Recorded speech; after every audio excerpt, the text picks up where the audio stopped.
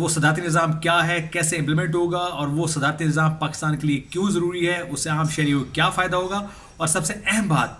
P M Imran Khan کیوں چاہتے ہیں کہ یہ نظام ختم کر دیا جائے اور صدارتی نظام کو لے کے آیا جائے۔ السلام علیکم، امید کرتا ہوں خیریت سے ہوں گے۔ میں ہوں فیصل بشیر اور دیکھ رہے ہیں فیوریٹ چینل ایف بی ٹاکس۔ سب سے پہلے تو اگر آپ نے چینل کو لائک اور سبسکرائب نہیں کیا تو پلیز لائک اور سبسکرائب کر لیں اور اپنے دوستوں سے بھی ضرور شیئر کریں۔ تو آج کا ویلاگ بہت ہی ایک اسپیشل ویلاگ ہے، جو کہ ایک گرج آس پاس ہم دیکھ رہے ہیں ہر طرف میڈیا میں ایک چیز بہت ہائی لائٹ ہو رہی ہے، وہ ایک پولیٹیکل سسٹم کے بارے میں ہے۔ جیسے کہ آپ جانتے ہیں پاکستان میں اس وقت جو ہے ایک ڈیموکریٹک سسٹم ہے، جو اسمبلی بیس سسٹم ہے۔ اس وقت میڈیا میں سننے کو کہنے یہ ملتا ہے کہ یہ سسٹم بدلنے کی ضرورت ہے اور یہ سسٹم ڈیلیور نہیں کر پا رہا، تو ہمیں ایک نیا نظام چاہیے جس سے لوگوں کو جو بینیفٹس سسٹم چاہیے، ڈیموکریسی سے چاہیے، ان کے لیڈر سے چاہیے، وہ مل سکے۔ تو یہ تو ہم نے دیکھا کہ ابھی تک جو پاکستان میں ڈیموکریسی تھی اس نے کس حد تک ڈیلیور کیا لوگ سیٹسفائیڈ ہیں یا سیٹسفائیڈ نہیں ہیں۔ تو اگر یہ نظام نہیں ہوگا تو پھر نیا نظام کیا ہوگا اور وہ کون سا ہوگا، وہ کیسے رائج ہوگا۔ تو نیا جو پرپوز سسٹم سننے میں آ رہا ہے وہ صدارتی نظام ہے، اور وہ صدارتی نظام کیا ہے، کیسے امپلیمنٹ ہوگا، اور وہ صدارتی نظام پاکستان کے لیے کیوں ضروری ہے، اس سے عام شہریوں کو کیا فائدہ ہوگا، اور سب سے اہم بات پی ایم عمران خان کیوں چاہتے ہیں کہ یہ نظام ختم کر دیا جائے اور صدارتی نظام کو لے کے آیا جائے۔ 4-5 بڑے سوال ہیں جس پر اس ویلاگ میں ڈسکس کرنے کی پوری کوشش کریں گے اور اس کو ایویلویٹ کرنے کی کوشش کریں گے یہ نظام بیسیکلی ہے کیا، یہ کیسے امپلیمنٹ ہوتا ہے اور اس سے ہمیں کیا فائدہ ہونے والا ہے۔ تو دوسری طرف جو صدارتی نظام کے ناقد ہیں وہ یہ ایک دلیل پیش کرتے ہیں کہ پاکستان میں جنرل ایوب کے دور میں آلریڈی نظام نافذ ہو چکا ہے، لیکن یہ نظام اتنا ڈیلیور نہیں کر سکا، تو یہ بھی ایک ناقص نظام ہی ثابت ہوگا۔ آج کے ٹائم میں یہ نظام کیسا ہو سکتا ہے، اور کیا صدارتی نظام جو ہے عام عوام کو وہ ریلیف، وہ جو ان کے بنیادی حقوق ہیں جو کہ آئین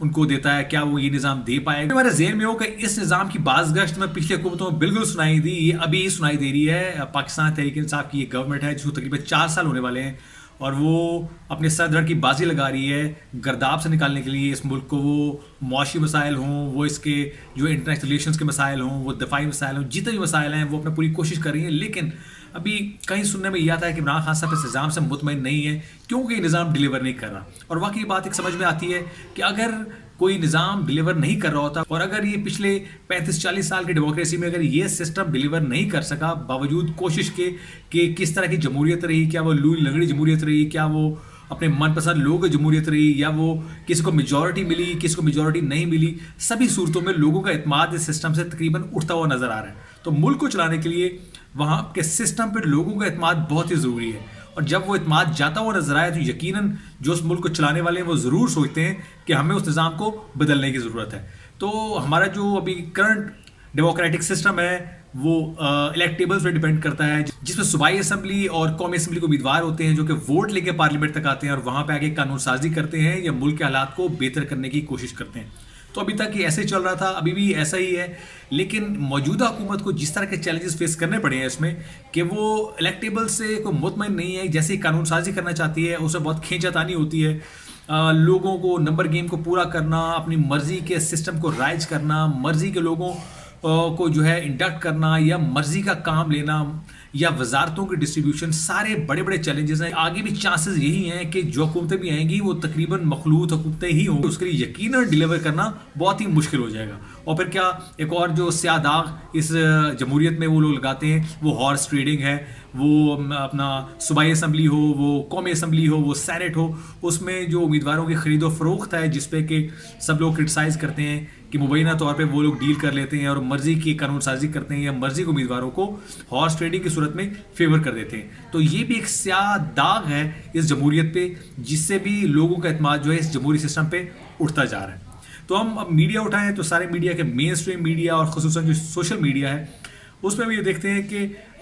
صدارتی نظام کی بات ہوتی ہے، اور وہ خاص طور پہ اسلامی صدارتی نظام کی بات ہوتی ہے۔ تو صدارتی نظام تو آپ نے دیکھے ہوں گے پوری دنیا میں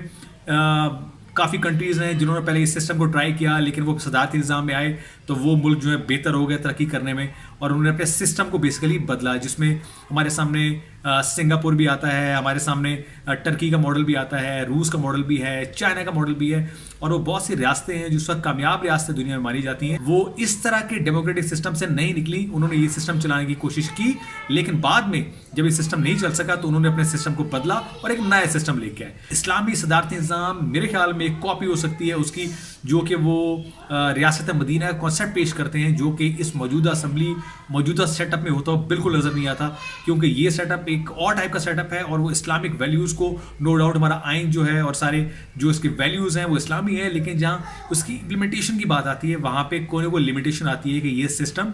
उस सिस्टम को अपने में जम नहीं कर पाता और वो सिस्टम जो है आइसोलेट हो जाता है। ऑल्दो कुछ हद तक हम नाफिज करने में कामयाब हो जाते हैं, लेकिन पूरी हद तक इसको नहीं कर सकते। टर्की का मॉडल हमारे सामने है कि टर्की में जब वो उर्दगान आए तो उन्होंने 4-5 साल काफ़ी स्ट्रगल की, लेकिन उस निज़ाम ने उनको कुछ डिलीवर नहीं किया। आखिर में उन्होंने वो सब कुछ डिमोलिश करके एक सदारती निज़ाम की बुनियाद रखी। आज टर्की हम सबके सामने है। अगर आप सिंगापुर की मिसाल देखें तो आप गूगल करके देख लीजिएगा कि इस सिस्टम से पहले का सिंगापुर और सिस्टम के बाद का सिंगापुर, उसमें ज़मीन आसमान का फ़र्क है, क्योंकि मौजूदा सिस्टम उनका भी इस तर्ज का ही है और वो भी डिलीवर कर रहा है। तो अंदर ही खबरें ये हैं कि पीएम इमरान खान ने अपने हाथ अंदरूनी तौर पे खड़े कर दिए सिस्टम के आगे, क्योंकि वो सबको बताने में ये कामयाब हो गए कि मैंने 3-4 साल बहुत खूब दिन रात मेहनत की है, 24 घंटे यहाँ पे काम किया है, लेकिन 24 घंटे के बाद ये सिस्टम है, वो ब्यूरोक्रेसी का सिस्टम हो, वो इलेक्टोरल्स का सिस्टम हो, वो सेनेट हो, वो कौमी असम्बली हो, ये सिस्टम इटसेल्फ डिलीवर ही नहीं कर रहा, मैं जितनी मर्जी कोशिश कर लूँ। अब सबसे बड़ा सवाल जो है सिस्टम पे आगे खड़ा हो गया है कि ये सिस्टम ही डिलीवर नहीं कर रहा और सिस्टम को ही बदलने की ज़रूरत है। तो लेकिन इससे भी बड़ा सवाल अब ये है कि ये निज़ाम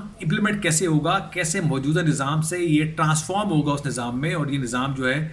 कैसे अलाउ करेगा उस निज़ाम को अपने अंदर जम करना, एक नया निज़ाम बनाना। तो ये आने वाले दिनों में पता चलेगा कि कितना सीरियसनेस है। लेकिन इमरान खान साहब इस सिस्टम से हाथ खड़ा कर चुके हुए। अगर इमरान खान जिसने दिन रात मेहनत करके इस मुल्क को ठीक करने की कोशिश की, अगर वो ये सिस्टम ठीक नहीं कर सका, आने वाले दिनों में उम्मीद नहीं है कि इस सिस्टम को कोई रिफॉर्म कर सके। और अगर ये रिफॉर्म होगा भी सही, इसकी प्योरिफिकेशन में आपको तकरीबन जो है कई अशरे लगेंगे, ये 5-10 साल की बात नहीं है। और तब तक कितनी नस्लें यहाँ से जा चुकी होंगी जिनकी आंखों में ख्वाब है कि ये निज़ाम एक अच्छा निज़ाम बन जाए और आम आदमी को ये सिस्टम वो रिलीफ दे सके जो पाकिस्तान का हर शहरी डिजर्व करता है। तो आने वाले दिनों में क्या अपडेट होती है हम इस व्लॉग जारी रखेंगे और आपको अपडेट्स जरूर देते रहेंगे। अब तक इतना ही, मिलते हैं अपने नेक्स्ट व्लॉग में। अपना ख्याल रखिएगा।